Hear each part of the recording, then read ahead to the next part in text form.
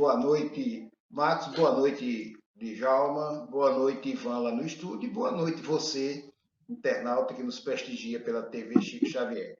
Que hoje tenhamos uma noite maravilhosa de aprendizado, de ensinamentos, para que juntos cresçamos com as orientações que vêm dos Espíritos através da doutrina dos Espíritos, para que possamos trilhar melhor esse caminho árduo e difícil que é o planeta Terra que nós estamos inseridos nele. Então, este tema da noite de hoje vem do livro Caminho, Verdade e Vida, uma psicografia de Francisco Cândido Xavier, pelo Espírito Emmanuel.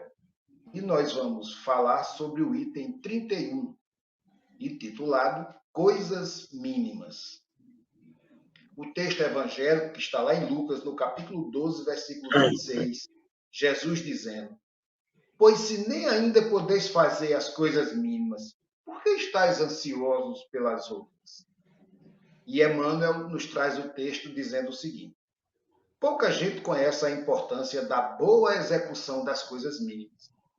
Há homens que, com falsa superioridade, zombam das tarefas humildes como se não fossem imprescindíveis ao êxito dos trabalhos de maior envergadura.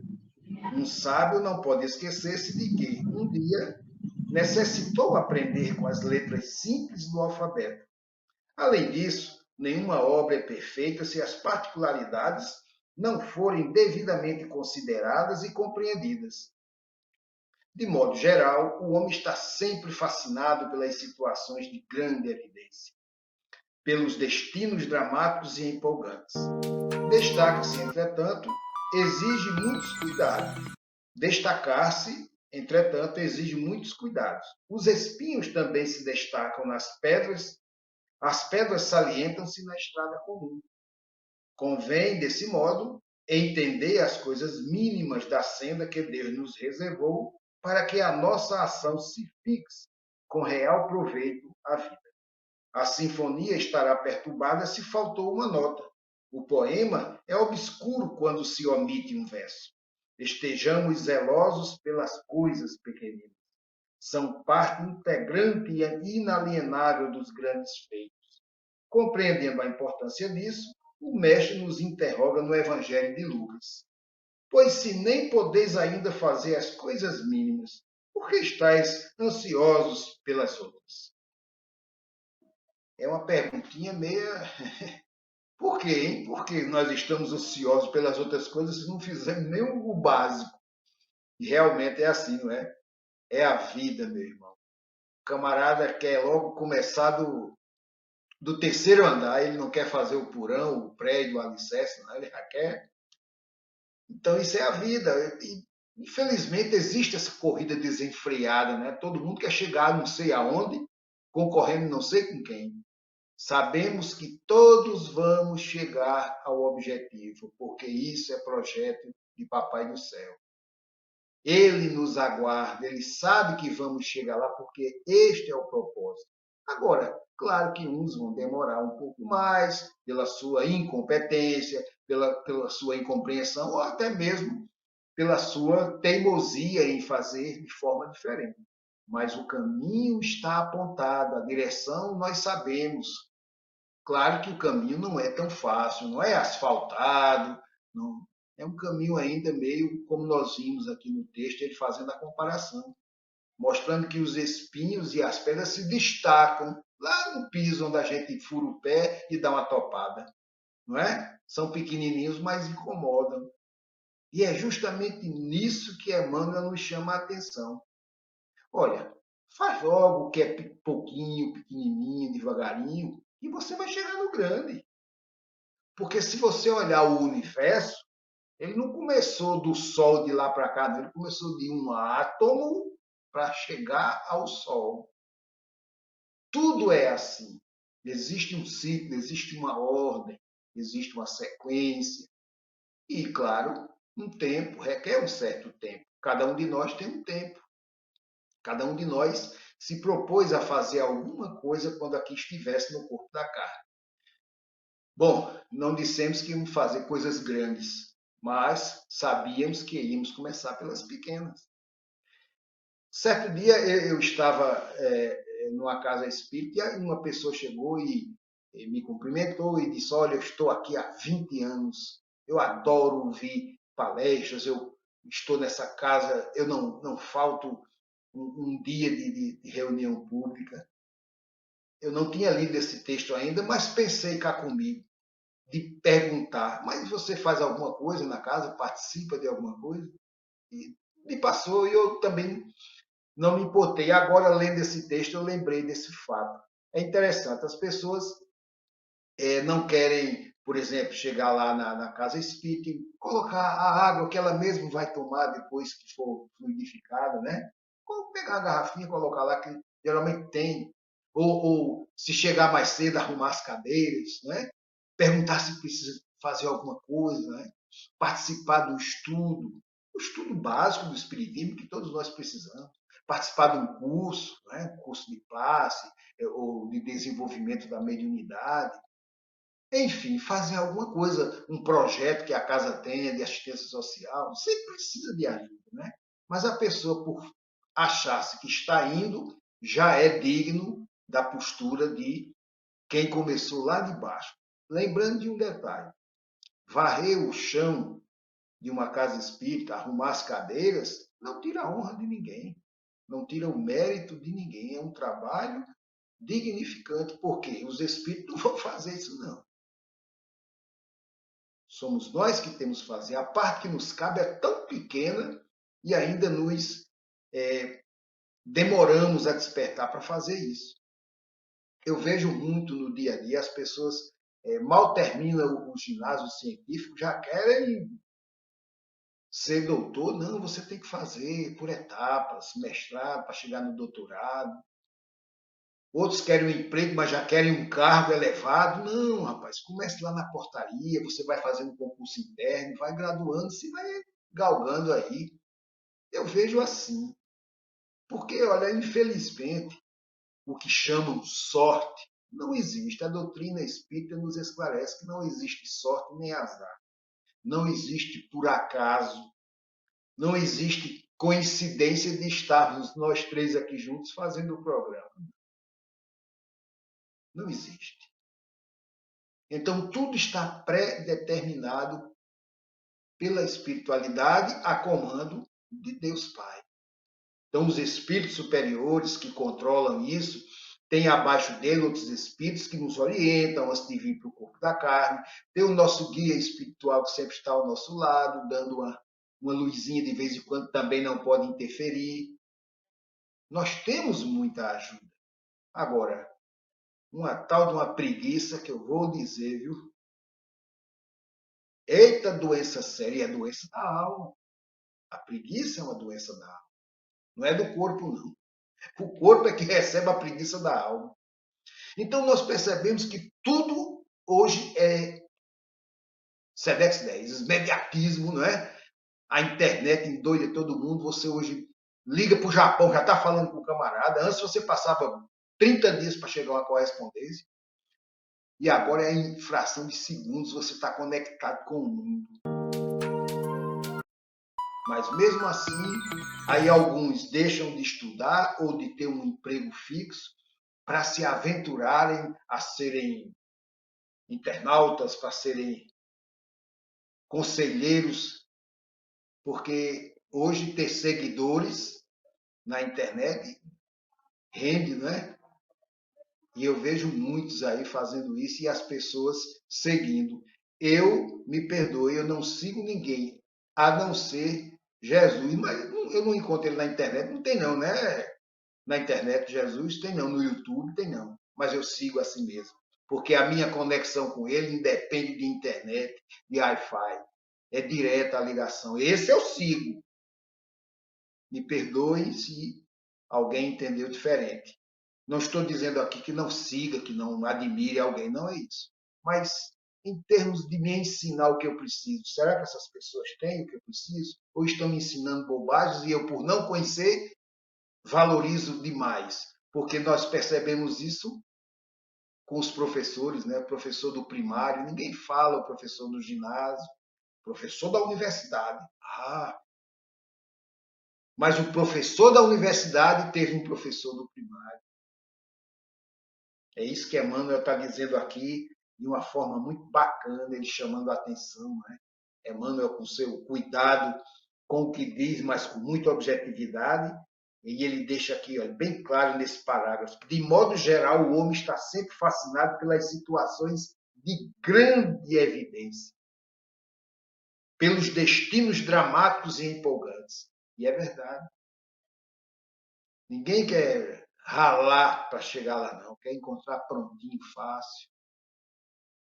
Quer ser indicado. Houve uma época em que se entrava no serviço público por indicação. Um amigo, uma pessoa que conhecia, indicava. Mas hoje tem que fazer o concurso. E os concursos estão aí cada vez mais lotados de pessoas que almejam um emprego bom, um emprego fixo, né? Garantido, porque o concurso público lhe dá estabilidade. Mas lembrar de um detalhe, você não vai passar no concurso público para sentar no birô e ficar sem fazer nada, não. Você tem que trabalhar, principalmente quem atende ao público. Isso é o mínimo que você pode fazer pelo seu salário. Como é o mínimo que o chefe pode fazer em orientar, em também dar exemplo, porque cabe a todos nós. Eu conheci uma pessoa e ela tinha uma proposta interessante. Ela queria, a todo custo, ajudar as pessoas de rua, né? Não o morador de rua por excelência, mas as pessoas que sempre estão na rua buscando alguma coisa por não ter um emprego ou alguma dificuldade. E ela disse, rapaz, eu penso em fazer uma sopa. Ótimo, que bacana, né?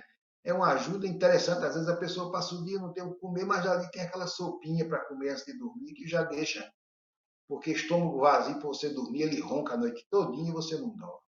Então, ela me falou isso e eu, não, se precisar, a gente compra verdura, a gente ajuda, não se preocupe não, faça. Veja aí como é que você vai fazer. Ela queria fazer para 100 pessoas. Eu disse, minha irmã, por que você não pensa em fazer para uma ou duas? Você já estará ajudando. Você quer começar logo com 100? Resultado. Ela disse, você tem razão, eu estou indo longe. Eu digo, tenha calma, faça. O importante é que você faça. Um vai passando na sua porta, chame e dá um prato de sopa. Pronto, você ajudou. É de coração, não é com amor? Isso é o que importa. Agora, para Deus, você dar um caldeirão de sopa com mal vontade é melhor que você não ter, não é? Então, com amor, com boa vontade, até um pedacinho de pão, ele vai fortalecido pela fé que você depositou naquilo, pelo amor que você colocou. E aí ela começou, encontrou uma família, num bairro lá perto da casa dela, que toda noite ela levava a sopinha para 4 pessoas. Dessas 4, já avisou a outro parente, já avisou a outro amigo. Quando ela foi, já tinha 10, da outra vez tinha 12, da outra vez já tinha 16 pessoas. E ela começou a se aperrear. Aí eu disse, olha, você queria começar com 100. Ela disse, meu Deus. Eu digo, minha irmã, a necessidade é muito grande. Então, com o pequeno, você chega ao grande. Mas que faça, não se omita. Porque, como Emmanuel diz aqui no texto, ele diz, convém desse modo atender às coisas mínimas da senda que Deus nos reservou, para que a nossa ação se fixe com real proveito à vida. Se você der um pão com amor, com carinho, você vai receber a recompensa de Deus, porque ele viu o que você fez com amor, com carinho, com respeito. Então, existe essa preocupação de querer fazer as coisas tudo grande, né? Tudo faraônico. Ora, como eu disse no início, tudo vem de um átomo.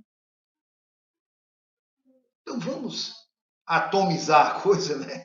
Começar pequenininho, depois a gente chega ao grande, porque é um passo a passo, são etapas. Você vai se preparando para aquilo, né? Imagina você começa a dar um pão, daqui a pouco você olha para a porta e tem 500 pessoas. Você não comprou 500 pães. Não é assim? Então, tudo, à medida que o amor for se propagando, a coisa vai fluindo. E você está fazendo. Então, o exemplo deve ser seguido, o bom exemplo. Então, se eu quero fazer algo, que eu pense no mínimo que eu posso fazer. Não se preocupe com a quantidade e nem com o tamanho. Se preocupe com a qualidade, com a ferramenta que você está usando aquilo ali, com o amor, com o instinto da solidariedade. Aí sim, como eu disse, pode ser um pedacinho de pão, mas quem comer vai se fartar, porque ele vai recheado de amor. E é assim que as coisas caminham. Cada um passa pelo que precisa passar. Ninguém vai resolver o problema do mundo. Ninguém. Porque o mundo tem que ser assim. Como é que eu vou aprender a ser solidário se não tiver alguém que precise da minha solidariedade? Imagina se todos vivêssemos bem, como seria o mundo? Devia ser uma porcaria, né? Ninguém ia ter o que fazer. Era olhar para a cara do outro e rir. E aí, tuas fazendas? E aí, teus aviões? Mas não é assim. Nós estamos ainda no mundo de expiações e provas, adentrando ao mundo de regeneração, que levará mais 7.000 anos para chegarmos a mundo feliz. E só depende da nossa caminhada, do átomo que estamos plantando agora. É assim que eu vejo esse texto que Emmanuel está chamando a atenção.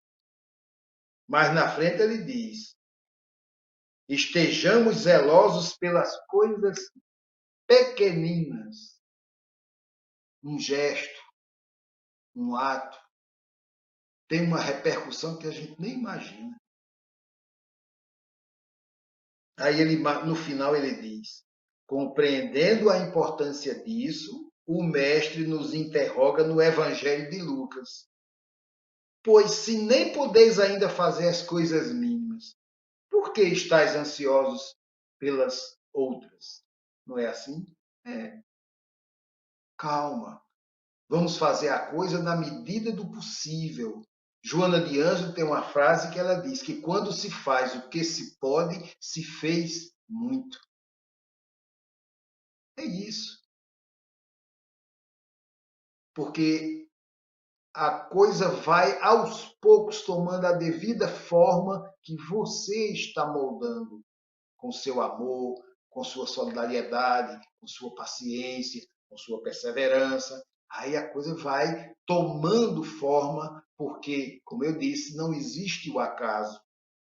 Há um planejamento bem anterior, aguardando somente a nossa tomada de atitude, a nossa decisão. Tudo já está pronto, nós apenas estamos materialmente se encaixando nelas, porque vem de lá.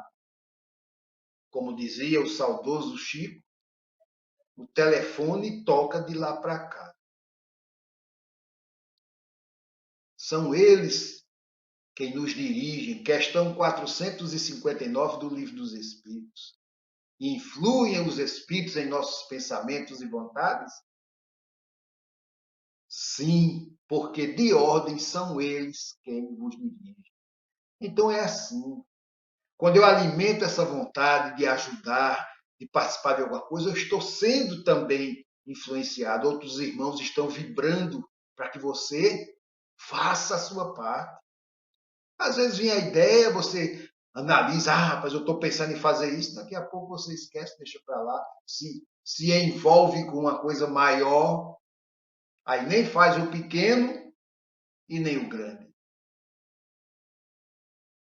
Quando vem uma ideia, é uma sugestão do alto. Eu não acredito nessa história. Ah, eu tive a ideia. Eu? Eu não. A ideia me veio. Aí sim. Sim, veio a ideia, e aí? Se eu não fizer, vale de quê? Né? Então, tudo isso tem uma razão. Se eu tive a ideia, tive o tchan, como diz, né? É porque alguma coisa está me apontando. Olha, por ali. Então, vamos ser mais sensíveis, procurar captar mais, porque eles estão aí nos orientando, e esse momento é um momento sério que a humanidade está passando. Todos nós.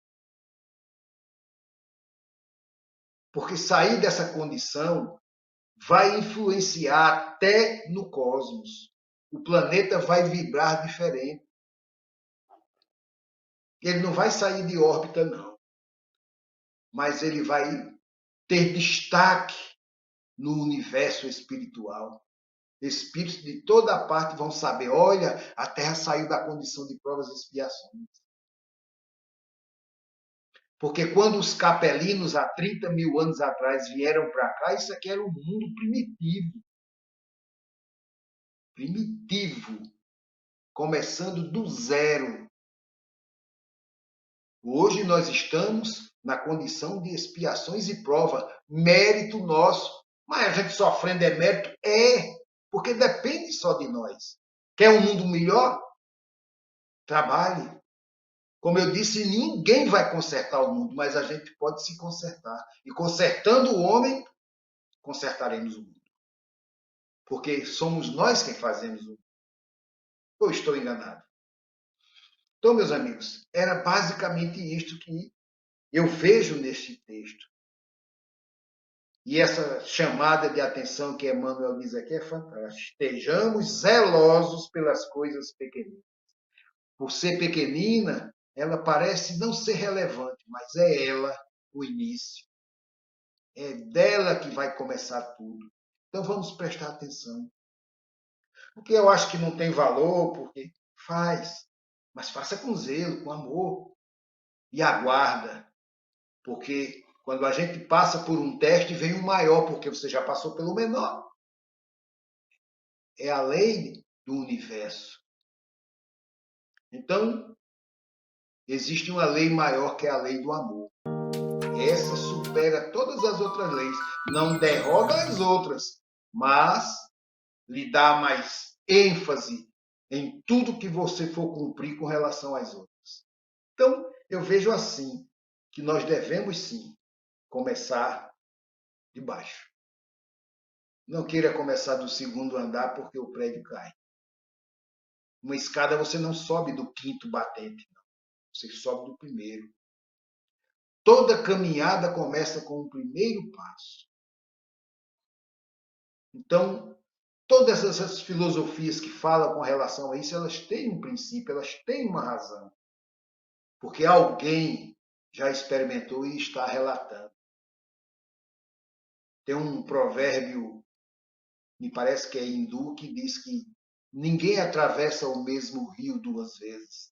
Ora, mas o rio está lá sim, mas a água que corre, quando você atravessa aqui e volta, não é mais a mesma água, aquela já passou. E assim é a vida. Não jogue fora as oportunidades. Se alguém bate à tua porta, é porque estão te dando uma oportunidade de servir. É um chamamento. Se alguém te pede uma esmola na rua, é o exercício da caridade. E outros exemplos que estão aí, como o que está acontecendo no Rio Grande do Sul, como o que aconteceu em outros países, e que está acontecendo agora também, tremores de terra, enchentes. Não é privilégio do Brasil, não. Não é privilégio da humanidade. É necessidade. Temos que passar por isso para aprendermos a ser solidários e nos amarmos como o Mestre nos ensinou, que nos amássemos uns aos outros como Ele nos amou. Então eu acho que é só isso que eu preciso falar desse texto. Até porque eu não teria mais palavras para dissecar esse texto de uma outra forma. Minha pequenez não permite, mas espero ter alcançado o meu objetivo. Eu vou seguir a lição. Ouvi, Senhor, porque eu estou ansioso pelas outras coisas. Vou acabar com essa ansiedade e vou aprender a dar o primeiro passo. Marcos, era isso que eu tinha para esse texto. Ótimo, né? Eu acho interessante. No começo do programa a gente diz uma coisa, eu principalmente, né? Digo uma coisa assim, que o nosso programa ele tem como uma de suas finalidades tentar unificar a mensagem do Cristo, né? Porque a mensagem que Deus mandou, não só pelo Cristo, mas por todos os grandes avatares que a Terra conheceu, é uma só. Se existe diversificações de credos religiosos, de seitas, de filosofias, isso aí corre por conta do homem, né? E o ensinamento que Jesus trouxe para a gente, a despeito de muitas pessoas pensarem, né, que é um mágico que está ali com uma varinha mágica para resolver todos os nossos problemas e todas as nossas dificuldades e todas as nossas tribulações. Na realidade, como Jesus prometeu, o Consolador, que a gente acredita que é a doutrina dos Espíritos, o que mais se assemelha àquilo que Jesus fez quando estava conosco, ela veio prescrever aquilo que Jesus disse, né? Eu, no momento oportuno, vos enviarei um Consolador, e ele vai relembrar o que eu disse, vai dizer alguma coisa que eu não posso dizer agora porque vocês não entendem, e vai ficar com todos vocês. Então, esse Espiritismo, ele veio, né, não vou dizer aqui que é a doutrina certa, correta, porque a doutrina verdadeira religião é aquela que consegue modificar você voltada para o Deus, né, para o nosso Deus. Então, você vê, né, que se criou essa ideia de que a divindade tem que resolver todos os nossos problemas, todas as nossas dificuldades. Pegaram os evangelhos e fizeram uma coisa miraculosa. E essa coleção Fonte Viva, tão bem debulhada, como diz o ditado, né? Cada livro são 5 livros, cada livro com 180 capítulos. Ele vem trazer para a gente um verdadeiro ensinamento de vida. Porque se nós começarmos a ler esses capítulos, né, essas situações, e a gente começar a vivenciar, a gente vai estar vivenciando na íntegra, a gente vai estar vivenciando os ensinamentos de Jesus. E você falando aí no texto de hoje, eu achei muito interessante, você falando e a memória da gente revoando pelo tempo, né? E você falou aí da modernidade, né? Que hoje a gente abre um telefone, na memória está falando com o Japão. Aí eu me lembro, hein, Djalma, da época da gente, e tu também, menino, quando a gente namorava, né? Eu namorava com a menina em Santa Luzia, por exemplo, aí ela mandava correspondência, eram 15 em 15 dias, uma correspondência, e a gente ficava naquela expectativa, lembra, Djalma, como era? Aquela ansiedade, aquela expectativa. E ali, pelo teor da conversa, pela escrita que a gente ia lendo, né, a gente respondia, e lá vai, e ali criava-se um verdadeiro círculo de amor, de amizade, de companheirismo, né? A gente realmente conhecia as pessoas, coisas bem diferentes de hoje em dia, com imediatismo, né? Você também falou outra coisa bem interessante aí, nas entrelinhas das suas palavras, né? Você falou aí do Zap, das redes sociais, da internet, né? Na realidade, isso aí, se bem aplicado, né? Infelizmente, existem algumas distorções, mas se bem aplicado, ela é a solução para a humanidade, né? Ela é a tábua de salvação. Ela vem prescrever, inclusive, algumas palavras escondidas lá do ensinamento de Jesus, que dizia de outros, né, grandes avatares. Vai chegar o tempo em que a gente vai estar falando com todo mundo ao mesmo tempo, à mesma hora. Só que ninguém, naquela época, não imaginava um telefone celular, que a gente está aqui falando com alguém no Japão, e daqui uns dias já está sendo lançado aí o telefone com holograma, você bota ali, está uma pessoa pequenininha ali na tua frente. Então, tudo essa modernidade que, se bem aplicado, né, a gente, com certeza, é uma via de progresso muito grande. São oportunidades que a doutrina, que os espíritos nos dão, né, para que a gente tome jeito, tome vergonha na cara e entenda a mensagem do Cristo, né? Então, é por aí mesmo, muito bem colocadas as suas palavras, muito bem pensada, né? E eu aconselho aí aos internautas a pegar essa coleção Fonte Viva, seja qual for o seu credo religioso, a ler, estudar despretensiosamente. Você vai encontrar verdadeiros ensinamentos, né, que com certeza fará com que você reflita sobre a sua própria vida e dê uma condução a ela. Afinal de contas, a gente tem que entender, né? Nós somos protagonistas da nossa própria história. Nós somos aquilo que escolhemos, nós somos aquilo que pensamos, atraímos para junto de nós aquilo que a gente joga o universo, você também falou nas suas entrelinhas isso, que o universo devolve para você aquilo que você faz. Então, você quer ter uma vida boa, planta uma boa semente, faça alguma coisa de bom. Se Professor, você... Opa, Djalma, fica à vontade. não, desculpe interrompê-lo, querido. Conclua seu raciocínio, depois eu digo. Não, pode falar. Estou só dando Eu tempo aqui. ouvindo o professor Agemiro, dessa série de Fonte Viva, ele tem uma frase que você falando aí, Agemiro, eu me lembrei, do próprio Emmanuel, ele diz assim, entre a possibilidade que temos de fazer o pouco que não queremos e a vontade de fazermos o muito que não podemos, corremos o risco de não fazermos nada. Isso. Perfeito. Mirim deixou bem claro também, Djalma, a gente chega nas instituições, até hoje eu ainda não entendi ainda, eu fico para entender, né? Por exemplo, eu tive a oportunidade, né, de ser, vamos dizer assim, corresponsável, eu e outra pessoa, do primeiro, do Irmã Catarina, por exemplo, era eu e Joaquim Souza, que vocês conhecem, principalmente Mirim conhece mais que é Souza. Conhece, Mirim? Você lembra dele? Então, eu e Souza, a gente fundou a instituição Irmã Catarina, né? E depois, por razões que não vale a gente falar aqui, que a espiritualidade, a gente pensa que, como Mirim bem falou aí, a gente pensa que a gente é quem direciona, mas quem direciona é a espiritualidade, objetivando as coisas que tem que se acontecer.